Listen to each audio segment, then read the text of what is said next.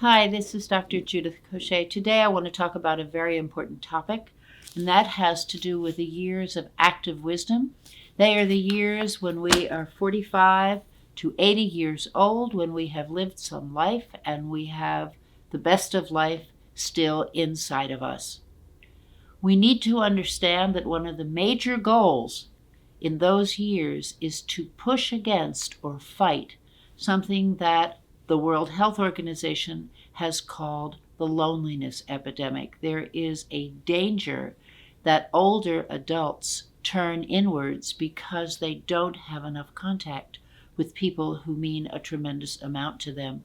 In order to push against that phenomenon, we need to be really skillful in making good friends, not only friends of our own gender, but friends that we can join with and celebrate with.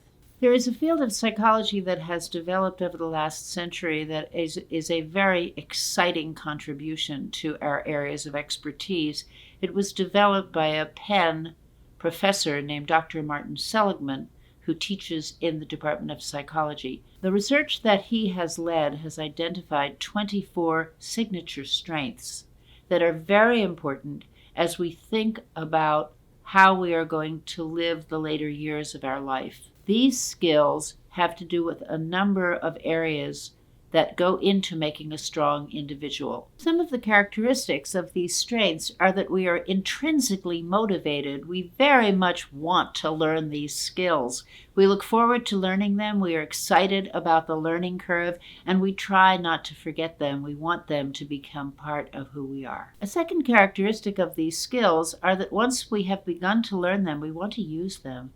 We want to make them part of our behavior repertoire. We want to use them individually in terms of the work that we do and the lives that we live, and we want to use them in connection with those people we care about. We do not want these skills to fade, as though we understand that they are important for our welfare, and they are. Recently, AARP has helped us to understand more about something that the World Health Organization calls the loneliness epidemic. There is a deep concern that as adults get older, they tend to be by themselves more because partners die, children grow up, and people move away from each other. In order to fight this loneliness epidemic, we need to remain connected with people. The positive skills that are part of aging allow us to develop ways to connect with others and are very important in our own sense of well-being.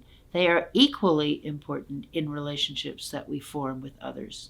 One person that I know went into what is called a continuing care retirement center, or CCRC, and decided that she was going to date. She did date successfully. She and her boyfriend became what was called a hot item, and they continued to know each other until she died not terribly long ago at the ripe age of 93. I invite you to think about your own later years. If you're in the middle of them, how are you doing? If they are approaching, are you ready for them? And how do you want to live them, and how do you want to be as a person?